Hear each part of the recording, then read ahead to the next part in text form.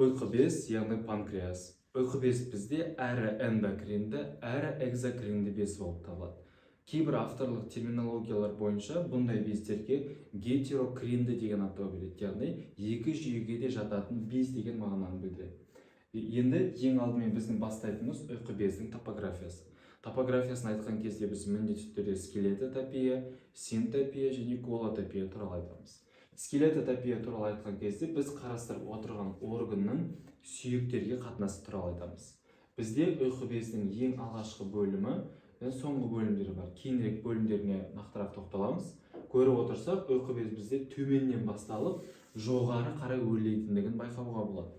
Сондықтан да оның ең алғашқы бөлімдері бірінші, екінші бел омыртқасы деңгейінде орналасатын болса, жоғары қарай өрлеген бөлімдері жоғарыда бізде 12-ші немесе 11-ші кеуде омыртқалары деңгейіне дейін жетуі мүмкін екен.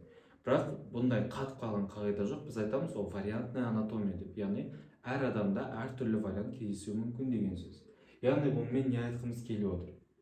Кейбір кісілерде, кейбір адамдарда ұйқы без төменірек орналасады, яғни бірінші және екінші бел омыртқасы деңгейінде емес, үшінші, төртінші бел омыртқасы деңгейінде басталуы мүмкін. И потом ол жоғары қарай өрлегенде, оның жоғарғы жиегі жаңағыдай 11-ші, 12-ші кеуде омыртқасы деңгейіне емес, бірінші, екінші бел омыртқасы деңгейіне сәйкес келуі мүмкін.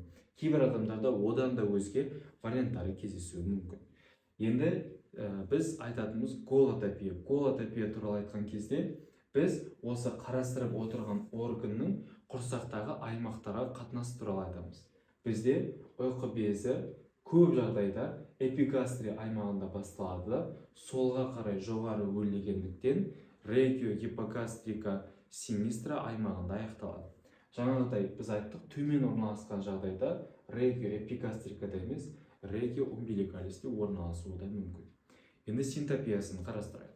Синтопияны айтқан кезде біз қарастырып отырған органның басқа да органдарға деген қатынасы туралы айтатын боламыз. Қараңыздар, бізде ұйқы бездің алғашқы бөлігі деп отырмыз. Алғашқы бөлігі бүкіл жағынан бізде ұлтабар, яғни 12 елі ішек арқылы жабылған. Ұйқы бездің жоғарғы бөлігінде бізде асқазан, яғни гастр орналасқан. Асқазан не только жоғарғы бөлігінде, сонымен қатар осы ұйқы безді үстіне дәл осылай жауып тұрады негізінен. Асқазанды көтермейінше бізде ұйқы без толығымен көрінбейді. Ұйқы бездің соңғы бөліктерін айтатын болсақ, ұйқы бездің құйрығының ұшы фиолетовыймен салынған орган бізде. Достар, қазір видео жалғасады. Оған дейін сіздерге осы ақпаратты жеткізгім келіп отыр. Бізде жалпы осы және де басқа тараулар бойынша анатомиядан курстар бар. Ол курстарда әрбір жүйенің анатомиясын от и до егжей-тегжейлі қарастыратын боламыз. Сол курстарды алу арқылы өздеріңіздің білімдеріңізді тереңдетсеңіздер болады. Толығырақ ақпарат алу үшін описаниеде қалдырылған номерге хабарлассаңыздар болады. Ал қазір видео жалғасады, зейіндеріңіз ашылсын. Көк бауыр, яғни лиен деп аталады. Лиен деңгейіне дейін жетеді. Не только көк бауыр, оған қоса бүйрек және бүйрек үсті бездері деңгейіне дейін жетуі мүмкін. Ал енді біз қарастырып отырған ұйқы бездің іш астарға қатынасы туралы айтатын болсақ, бізде ұйқы безі ретроперитониалды орналасқан. Ретроперитониалды орналасқан дегеніміз ол іш астардың астында, яғни орысша айтқан кезде забрюшинное пространствода орналасады, яғни іш астар арты кеңістігінде орналасатын орган болып табылады. Ұйқы бездің бөлімдері, оның беттері және жиектері. Ұйқы бездің негізінен бірнеше бөлімін ажыратамыз. Ол ұйқы бездің ең алғашқы, ең үлкен, яғни қалың бөлімі, ол бізде ұйқы без басы, яғни капут панкреатис атауын алады. Капут панкреатистің төменгі бөлігінде бізде ілмек тәрізді өзінде процессус ункинатус орналасқан. Ұйқы бездің екінші бөлімі, ол бізде ұйқы без мойны, яғни коллюм панкреатис атауын алады. Кейбір авторлар дәл осы ұйқы без мойнын қарастырады, ал кейбір авторларда ол мүлдем жазылмаған. Ұйқы бездің келесі бөлімі, ол ұйқы бездің ең ауқымды ұзын бөлімі, ол бізде ұйқы без денесі, яғни корпус панкреатис атауын алған. Және де ұйқы бездің ең соңғы бөлімі, ол бізде ұйқы без құйрығы, яғни кауда панкреатис деп аталады. Дәл осы кауда панкреатис арқылы бізде ұйқы без көк бауыр, яғни лиен деңгейіне дейін жетіп отырады екен. Енді ұйқы бездің қандай беттері бар деген сұрақ туындайды. Қандай жиектері бар? Ұйқы безде жалпы 3 жиек кездеседі. Ол ұйқы бездің жоғарғы жиегі марго superior, ұйқы бездің төменгі жиегі марго inferior және ұйқы бездің бізге көрініп тұрған алдыңғы бетінде тағы бір қыры орналасады. Сонымен 3 қыр болады, ол алдыңғы қыр. Оны көру үшін біз ұйқы безге кесінді жасаймыз. Сол кезде 3 қыр бізге көрінеді. Жоғарғы қыр, төменгі қыр және де алдыңғы қыр. Margo superior, inferior және де anterior. Осындай 3 қырдың болуына байланысты бізде ұйқы без 3 түрлі бетке бөлініп кетеді. Ол артқы бет, алдыңғы бет және төменгі бет. Facies posterior, facies inferior және де facies anterior деп аталатын 3 түрлі беттен құралады екен. Біз алда айтып кеткендей, бізде ұйқы без әрі эндокринді, әрі экзокринді без болып табылады. Экзокринді деген кезде ұйқы без бізде сөл бөледі деген сөз. Ал эндокринді деп айтқан кезде, ол кезде бізде ұйқы безде гормон бөлінеді. Бұл жерде сөл мен гормонның арасында айырмашылық болады. Гормон әрқашан тек қана қанға бөлініп отыратын болса, ал сөл ешқашанда қанға бөлінбейді. Яғни сөлді шығаратын арнайы өзектер, орысша айтқанда протоктардың болатындығын ескеру керек. Яғни бізде ұйқы безде әрі эндокринді клеткалар бар, әрі экзокринді клеткалар бар деген сөз. Енді бірінші экзокриндіге тоқталайық. Ұйқы без деңгейінде экзокринді клеткалар орналасқан. Осы экзокринді клеткалардан бізде сөл бөлінеді. Бұл клеткаларға кейінірек нақты тоқталамыз. Олар өздерінен сөл бөлгеннен кейін мынадай қысқа өзектер, протоктар арқылы оны мынау үлкен өзекке қарай құяды. Бізде үлкен өзек, бізде ұйқы без өзегі, яғни ductus pancreaticus деп аталады. Ал мына қысқа өзектерді бізде ductus excretorius деп атайды, яғни шығарушы өзек деген сөз. Яғни олар бізде мына экзокринді клеткалар арқылы бөлінген сөлді мынау ductus pancreaticusқа қарай шығарады деген сөз. Сондықтан да олар шығарушы деп аталады. Одан кейін бізде осы ductus pancreaticusқа жиналған сөл ductus pancreaticustың бойымен жүреді де ұлтабарға барып құйылатын болады. Яғни дуоденумға барып құйылады.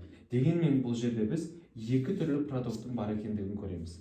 Ductus pancreaticus ол негізгі протогымыз, ол төменірек орналасады әрқашанда.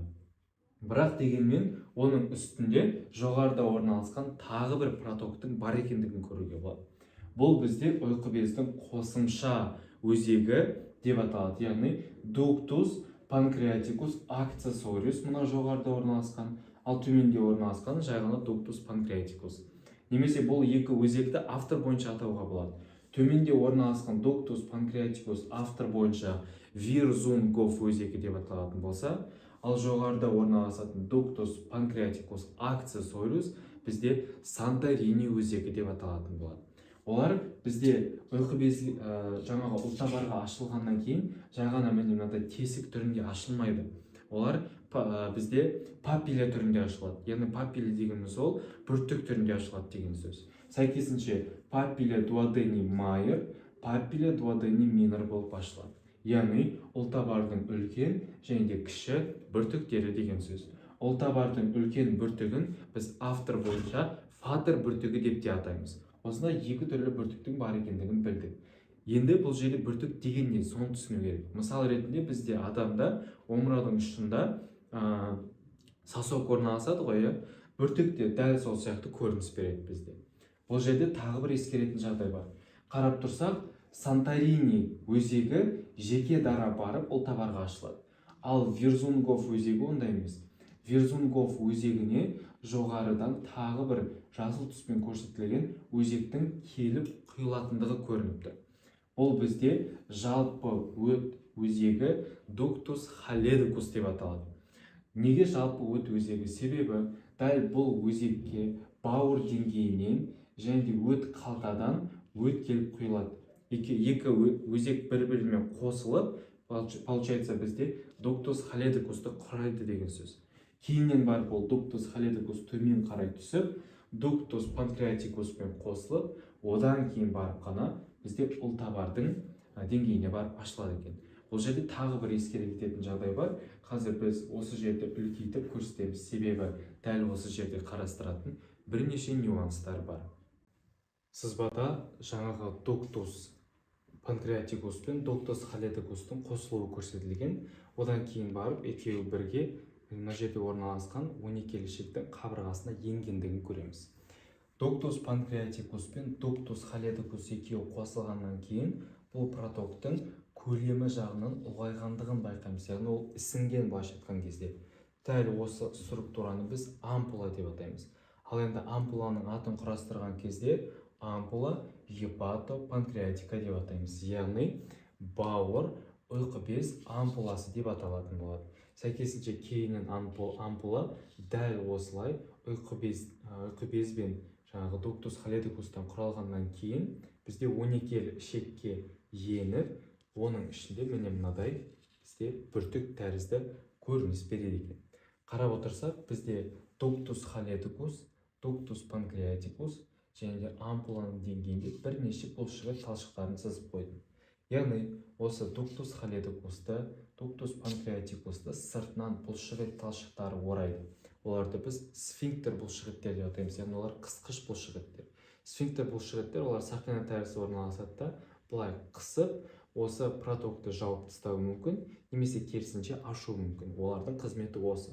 Сәйкесінше бізде сфинктер панкреатикус және де сфинктер холедикус кездеседі. Одан бөлек осы ампуланың өзінде кездесетін жеке сфинктер бар. Яғни ол ампуланың сфинктері. Ол сфинктерді бізде жаңағы ампуланың атымен атаймыз, немесе автор бойынша ол бізде Отти сфинктері деп аталатын болады. Ұйқы бездің экзокринді бөлігіне тоқталамыз. Яғни ұйқы бездің экзокринді функциясына бізде ацинус жауап береді. Ацинус дегеніміз ациноцит деп аталатын клеткалардың комплексі. Бір ацинустың ішінде 8-ден 12-ге дейін ациноцит кездеседі. Бірақ ол көп жағдайда кейде одан аз, немесе көп болуы мүмкін. Ациноциттер жалпы бізде пішіні жағынан пирамида тәрізді болады. Олардың ұшы, яғни апикальды бөлігі және негізі, немесе базальды бөлігі деп айтамыз. Осы кезде олар апикальды бөліктер арқылы центрге қарай бағытталған, ал периферияға өздерінің негіздері арқылы қарап орналасады. Енді қараңыздар, бізде осы ациноциттер арқылы секрет, яғни сөл бөлінеді. Бөлінген сөлдің центрде орналасқан бос кеңістікке құйылады. Ол бос кеңістіктен міне мынадай өзектерге қарай түсетін болады сұйықтық. Бұл өзектер бізде дуктус экскреториус деп аталады, яғни шығарушы өзектер. Шығарушы өзектер сұйықтықты өзімен бірге алады да, жаңағы дуктус панкреатикусқа алып барып құятын болады. Енді сұрақ туындайды бізде осы ацинустан бөлініп отырған секреттің, яғни сөлдің құрамы қандай деген сияқты. Сөл бізде 98-99% судан құралатын болса, 1-2% қана ферменттер кездеседі оның ішінде. Қандай ферменттер бар? Олар бізде липазалар, прайстаразалар, то есть протеазалар және де бізде карбон ангидразалар кездеседі. Олардың ішінде олардың түрлері көп. Мысалы, жаңа біз қарастырып кеткен протеазаларға тоқталайық. Протеазаларға трипсиноген, хемотрипсиноген, проэластаза жатады. Одан кейін прокарбокси полипептидаза, дипептидаза, трипептидаза және аминопептидаза деп аталатын ферменттер жатады. Ал енді карбон ангидразаларға тоқталайық. Жаңағы протеазалар дегеніміз ол бізде белоктарды, яғни нәруыздарды тұратады. Ал енді қарастырып отырған карбон ангидразалар дегеніміз олар бізде көмір суларды тұратады. Яғни карбон ангидразаларға бізде жататын амилаза, мальтаза, лактаза және инвертаза жатады. Олар толығымен көмір суларды тұратады. Келесі липазалар, олар бізде майларды тұратады. Яғни липазаларға жататын бізде липазаның өзі, фосфолипаза жатады. Және сол сияқты бізде бірнеше липазалардың түрлері осы липазаларды құрайды. Дегенмен де бұл жерде бір нюанс бар. Осы жаңағы ферменттер біз айтып отырмыз, ұйқы безінде бөлінді. Ұйқы безінде бөлінгенмен, ұйқы безде бөлінген кезде олар активті емес. Олар қызметін атқара алмайды. Олар ұлтабарға түскеннен кейін ғана, ұлтабарда кездесетін мысалы энтерокиназалармен, одан бөлек жаңағы өттен бөлініп то есть өт қышқылдарымен қосылған кезде ғана олар активацияланады, яғни солармен қосылғаннан кейін ғана олар өздерінің функцияларын атқарады деген сөз. Яғни сол активті заттармен қосылғаннан кейін ғана бізде белоктар ыдырайды, майлар ыдырайды және көмірсулар ыдырайды деген сөз. Ұйқы бездің эндокринді бөлімі. Ұйқы безде эндокринді бөлімге жауап беретін олар бізде Лангер-Ганс аралшықтары. Яғни сонда бізде ұйқы безде әрі Лангер-Ганс аралшықтары, әрі ацинустар кездеседі деген сөз. Дегенмен олардың үлесі әртүрлі. Ұйқы без 99%-ін бізде ацинустар алып жатады, ал тек 1%-ін ғана осы Лангер-Ганс аралшықтары құрайды. Лангер-Ганс аралшықтары дейтініміз ол бірнеше клеткалардың жиынтығы, комплексі. Лангер-Ганс аралшығында орналасатын клеткаларды инсулоцит деп атайды. Атын қараңыздар. Инсулоцит. Инсула деген аралшық, цит деген клетка, яғни аралшықтың, Лангер-Ганс аралшығының клеткалары деген сөз. Осы инсулоциттердің бізде бірнеше түрі кездеседі Лангер-Ганс аралшықтарында.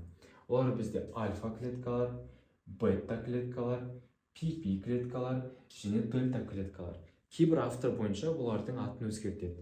Альфа клетканы А клетка, PP клетканы F клетка, бета клетканы B клетка, дельта клетканы D клетка деп атап отырады. Ешқандай айырмашылық жоқ, барлығы бір зат. Енді олардың ерекшелігіне тоқталайық. Мысал ретінде бізде альфа клеткалар осы аралшықтың перифериясында тек қана шекері бөліктерінде орналасады. Ал біздегі B клеткалар немесе бета клеткалар олар көбінесе центрде, орталықта орналасады. Сәйкесінше бізде осы инсуланың ішінде орналасқан бүкіл клеткалардың 70%-і бізде бета клеткаларға тиесілі, яғни бета клеткалардың саны ең көбі деген сөз. Ал альфа клеткалар шамамен 20%, қалған 10%-і дельта және де PP клеткаларға тиесілі. Енді осы клеткалардың біз атқаратын функцияларына көшейік. Яғни бета клетка дегеніміз сол бізде инсулин өндіреді, яғни гормондарды айтып отырмыз, бұлардың барлығы гормон өндіреді. Ол бета клетка бізде инсулин, амилин және C-пептид өндіреді. Келесі альфа клетка бізде глюкагон гормонын өндіреді. Келесі дельта клетка бізде соматостатин гормонын өндіреді. Ал PP клетка бізде панкреатикалық полипептид өндіреді. Одан бөлек бізде осы инсулоциттер арқылы вазоинтестинальный пептид дейтін гормон тоже бөлініп отырады.